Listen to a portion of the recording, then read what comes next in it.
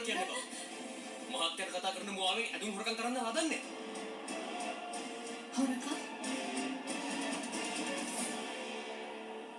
නේසර්, ඇත්තටම මෙතන හොරකමක් සිද්ධ වෙලා නෙමෙයි. මගේ හස්බන්ඩ් එළියට ගියා. මගේ යාට කතා කරන්න ගියේ. එයාට ඇහුන්නේ. ඒ නිසා හැම හොරාම ඔහොම තමයි. අතටම වුණාට පස්සේ මොන හරි බොරුවක් කියනවා. නේසර්, ඕඩ මං ගැන වැරදි වැටහීමක් ඇති වෙලා තියෙන ප්ලීස් වන් කිව්වේ අහන්න. මම ඇදුමක් හොරකම් කළා නෙමෙයි. මම මගේ හස්බන්ඩ් හොයාගෙන එන්න ගියේ. හරි.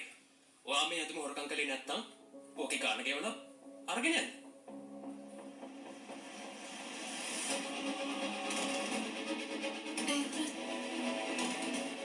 මේ වෙලාවේ මගේ අතේ සල්ලි නැහැ. මාත් කියන්නේ ඒකමයි. ඔයාලගේ සල්ලි දීලා දුක් ගන්න සල්ලි නැහැනේ. ඒ හින්දා තමයි හොරකම් කළේ. දැන් ඉතින් බේරෙන්න වෙන්නේ නැහැ. පොලිසියට කෝල් කරන්න. මෙයා මේ කරපු වැඩේට අනිවාර්යෙන් දඩුවම් දෙන්න ඕනේ. එතකොට ආපහු මෙහෙම කරන එකක් නැහැ. තව මිනිහෙක්ගේ හරි ඇදුමත් එකක් බේරෙයිනේ. මම කියන දේ අහන්න. මම කියන්නේ ඇත්ත. මම කිසිම හොරකමක් කළේ නැහැ. ඒක දැනගත්ත හැකි. පොලිසියෙන් ආවට පස්සේ කවුද හොරකම් කළේ කවුද හොරකම් කළේ නැත්තේ කියලා. කට පියාගෙන ඔතෙන්ට වෙලා ඉන්නවා. පොලිසියෙන් ආවහම විච්ච දෙය කියනවාකෝ. හැම තැනම හොරුම තමයි. හරි ප්ලීස් මම කියන දේ අහන්න. සර් මට චේන්ජින් රූම් එකට යන්න පුළුවන්ද? මම මගේ පර්ස් එක අරගන්න ඕනේ. මගේ හස්බන්ඩ් කෝල් කරලා එන්න කියන්නම්. එතකොට එයා කියයි මම හොරෙක් නෙමෙයි කියලා. පොඩ්ඩක් හිතන්න මම හොරකම් කරන්න ආවනම් මම පොලිස් එක අතර දාලා යනවද? සර් මෙයා මෙහෙට ආවයාගේ හස්බන්ඩ් එක තමයි. මෙයා කියන්නේ ඇත්ත වෙන්නේ නැත. ඔයා ෆිල්ම් බලලා නැද්ද? ඒව තියෙන්නේ. කෑණි මිනිහේ දෙන්නම එකතුලා හොරකම් කරනවා. මෙයාත් එහෙම තමයි. මෙයාලට ඕව හොඳට පුරුදුයි. අනිවාර්යෙන්ම මේ වැඩේට මෙයාගේ මිනිස්සුත් අහුල්ලා ඇති. සර් කියනවා නම් ඒක වෙන්න පුළුවන්. හැබැයි මෙයා අඬන හැටි දැක්කම හොරෙක් කියලා පේන්නේ නැහැ. ඔය කඳුළු සේරම රඟපෑන්. මෙයාලා විශ්වාස කරලා අපි යවයි කියලා හිතන්නේ. අහිංසක මුණු පෙන්නගෙන තමයි හොරකම් කරන්න ඉන්නේ. ඔයා පත්තර බලන්නේ නැද්ද? මේ වගේ කේස් කොච්චර තියෙනවද? yes sir. ඒත් අපි එකපාර මෙයාගේ හස්බන්ඩ් කතා කරලා බලමු. එතකොට පුළුවන් නේ ඇත්තද කියන්න කියලා දැනගන්න. මට නම් මේව පොඩ්ඩක්වත් විශ්වාස නැහැ. ඔයා මෙහෙම කරන්න. මෙයාව චේන්ජින් රූම් එකට අරගෙන ගිහිල්ලා මෙයාගේ ෆෝන් එක අරන් දෙන්න. ඔන්න බලන්නකෝ. අනිවාර්යෙන්ම මෙයාගේ හස්බන්ඩ් කෝල් එක ආන්සර් කරන්නේ නැහැ. ඒ වගේම ඔයා පොලිසියෙන් මෙතෙන්ට එනකම් එතනින් හෙලවෙන්න හිතන්නවත් එපා. පූජා ගිහිල්ලා මේක පර්ස් එක අරන් එන්න. හරි සර්. බලමුකෝ ඇත්තද කියන්නේ කියලා. හොඳයි සර්. පේනවද නේද මහත්තයෝ?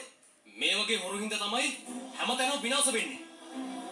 අහිංසක මූණක් දාගෙන තමයි එන්නේ. ඇවිල්ලා සේරම ඇදුම් හොරකම් කරනවා. ඒ හින්දා තමයි අපි මේ එලාම් එක හයි කළේ. කවුරු හරි ඇදුම් හොරෙන් අරන් යන්න හැදුවොත් එතකොට මේ එලාම් එක වදිනවා. ඒකයි ඔක තියෙන්නේ. දැන් පොලිසියෙන් එනවනේ. එතකොට පුළුවන් වගේ ඇත්ත කියන්න. ඕවා හිතන්න තිබුණේ හොරකම් කරන්න කලින්. දැන් ওই කිඹුල් කඳු හෙළුවගෙන කිසිම වැඩක් නැහැ. තේරුණාද? කෝල් කරලා බලන්න. මම කෝල් එක කරගන්න. මොකද මේ? ෆෝන් එක තියෙනවනේ. කතා කරන්න.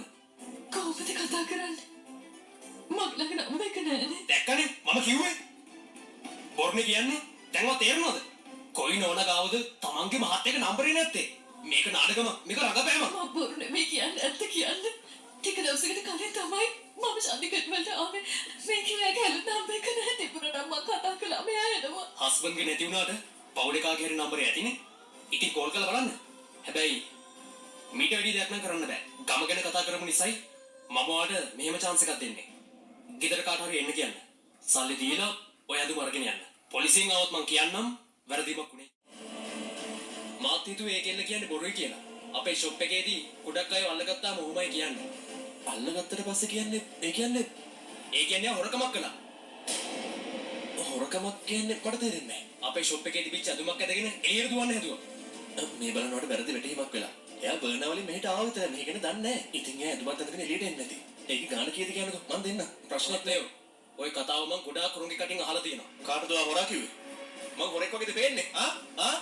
මට සල්ලි වලින් වැඩක් නැහැ. මේ කේස් එකක් කරගන්නවා. අයින් කරගන්න නෑ. දැන් ඔයාගේ නෝන හොරකම් කෙරුවු නැති වුණත් මම මේ කේස් එක අයින් කරගන්න නැහැ. ඔයාට කේන්ති කියයි කියලා මට මගේ නම්බුව නැති කරගන්න බෑ. ඔයාගේ නෝන මගෙන් සමාව ගන්නකම් එයාට අනිවාර්යයෙන්ම කූඩුවේ ඉන්න වෙනවා.